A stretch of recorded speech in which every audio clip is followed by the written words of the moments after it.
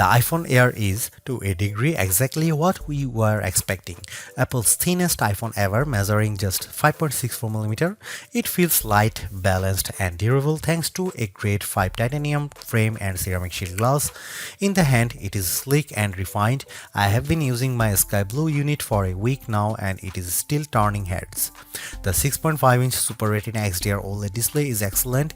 It is an always-on display that supports ProMotion, HDR, and brightness up to 3000 nits. It is slightly bigger than the iPhone 17's screen, which gives apps, text, and videos more room to breathe, and it looks great whether I'm scrolling TikTok, watching HDR videos, or just browsing outside on a sunny day.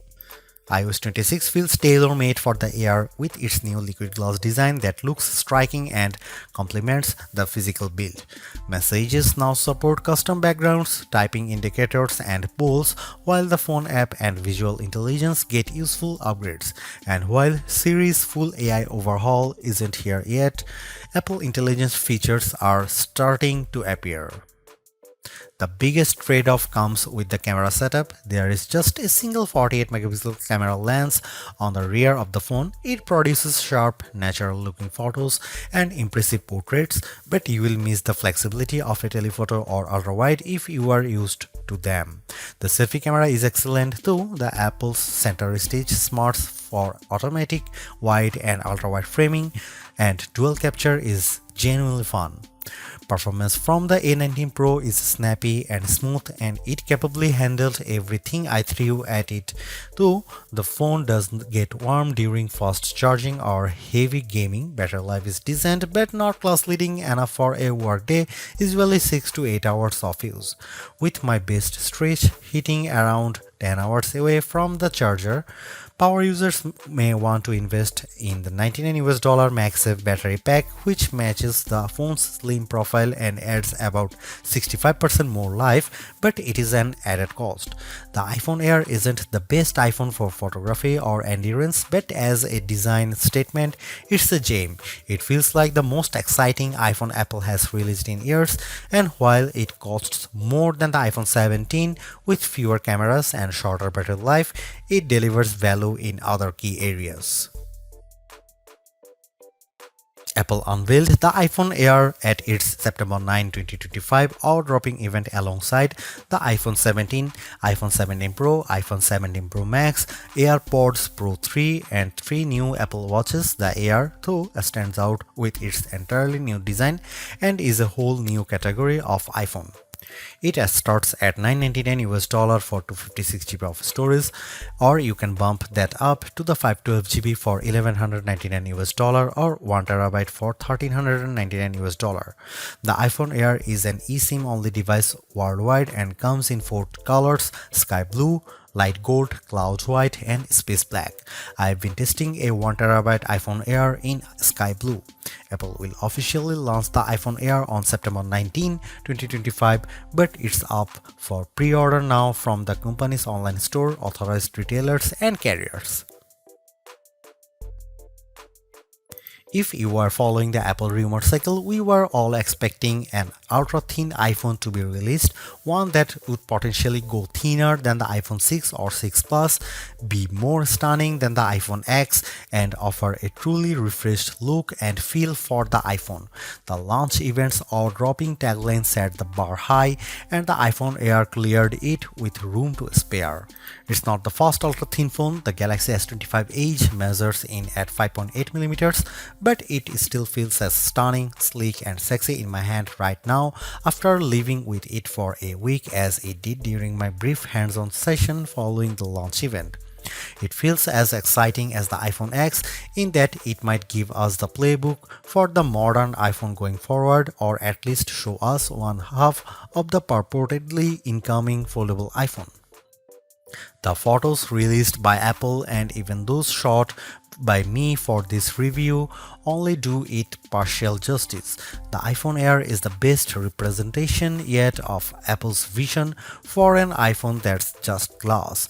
It weighs in at just 5.82 ounces or 165 grams, fully justifying the Air moniker. Much like the iPhone 17 or even Pro Max, it feels balanced, not too top heavy, not too bottom heavy. It's Goldilocks ergonomics. I don't know if I'd quite call it eye-dropping, but the thinness is the part that gets people excited. At its thinnest, the iPhone Air is 5.64mm or 0.22 inches, and the plateau only jutes out of a bit more. I was instantly wowed, and over the course of a week, I have really become accustomed to this look and feel for an iPhone. While conducting some testing over the week, I showed it to my brother and sister-in-law, who were both visibly impressed when holding it. They asked about durability and were a little stunned at the overall feel. Then came the questions about battery life and the camera, both of which I will address below, and whether the USB-C port was thinner. On that last point, it is still a regular USB-C port, but to fit it in this frame and get in this small, Apple's design team started by 3D printing a custom one. And given how thin this phone had to be, Apple went back to grade 5 titanium for the shell and sides of the device. To further enhance the looks, it has a polished finish. My sky blue review handset is different from the MacBook Air and iPad Air colors of the same name. It is a bit lighter and pastel-like. I really like it, and the Air also comes in light gold, space black and cloud white. While the innermost layer of the iPhone Air sandwich is made of that strong titanium, which can bend slightly under pressure but is designed to spring back, it's topped and bottomed with glass and glass ceramic, specifically ceramic shield 2 on the front and a ceramic shield on the back. The rear, like the iPhone 17, is mostly frosted matte glass, while the top bump gets the glossy finish. Apple says the Air is 3 times more scratch resistant on the front, so I've still been careful sliding this in and out of my front or rear jeans pockets, and the back is 4 times more crack resistant. It also has the same IP68 rating for resistance to dust and water as the iPhone 17, 17 Pro and 17 Pro Max. It survived a light drizzle shortly after I unboxed it in Apple Park. The weather's been wet in my home state of Jersey, and the Air has shown no issues when being used in rain or surviving a dunk test. Even given the extreme thinness here, you still get the usual buttons you would expect on an iPhone. Camera control has been redesigned to live on the right hand side, and it's slightly thinner but about the same length as on other iPhones. The power or sleep button sits slightly higher on this side, with the action button, volume up and volume down on the left. The main mono speaker lives at the top of some microphones, and there are 2 other microphones either side of the USB-C port on the bottom. This design does, as mentioned, only leave room for a single camera and likely a smaller battery inside, but Apple has also dropped the SIM card slot worldwide and opted for eSIM to save some space. The iPhone Air is stunning, attracts a lot of admiring glances, and feels like biggest refresh in iPhone design we have seen in a while. Yes, it's the same key parts, just compressed, but in use it feels like the perfect showcase for iOS 26. If you are after Apple's best design this year, I think it is clearly the iPhone Air. For $999 US, it would be a little mean for Apple not to include promotion or always-on functionality here, and the iPhone Air supports both. As a whole, the screen is basically in line with those on the iPhone 17, 17 Pro or 17 Pro Max. The front of the iPhone Air is nearly all glass, except for a thin black bezel that turns into the sloped polished side. It's a 6.5-inch Super Retina XDR OLED display with a resolution of 2376 by 1260, which works out to 460 pixels per inch. It tops out at 3000 nits of brightness when needed, supports the white color P3 gamut and HDR, and features an anti-reflective coating. It also has the same dynamic island as the rest of the iPhone 17 line. In daily use, the display is really the main appeal here. On paper, it's 0.2 inches bigger diagonally than the iPhone 17 or 17 Pro, but it feels a bit more expensive. It offers more lines of text or a slightly expanded view when viewing a web page. Games or movies feel a little more like an event, and it offers a broad canvas for iOS 26. Lay two of these phones side by side and I think you'd have some idea of what Apple is planning to bring us with its long rumored folding iPhone, and it would look mightily impressive, but we are not quite there yet. And it's still smaller than the Pro Max. Colors looked punchy and vibrant, text was inky black and crisp, and it was a great display for daily use. I found that it got bright enough to battle the bright sunshine of California, the late summer sunshine of New Jersey and New York, as well as bright artificial lighting. I liked scrolling TikTok and Instagram Reels or watching a video on it, mainly thanks to the super smooth Pro Motion display. And iOS 26 with its liquid glass makeover looks fantastic here. I have a feeling that the design team at Apple knew the Air was on the roadmap when designing the liquid glass. iOS 26 is running on the iPhone Air out of the box, and as on any iPhone, announces itself with a hello on the first boot.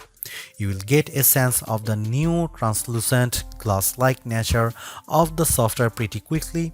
It's mostly visible in how notifications refract over your wallpaper or up top with whatever is behind the element. I especially like the way the bottom menu bars look like this, although legibility can be an issue at times depending on what's behind the element.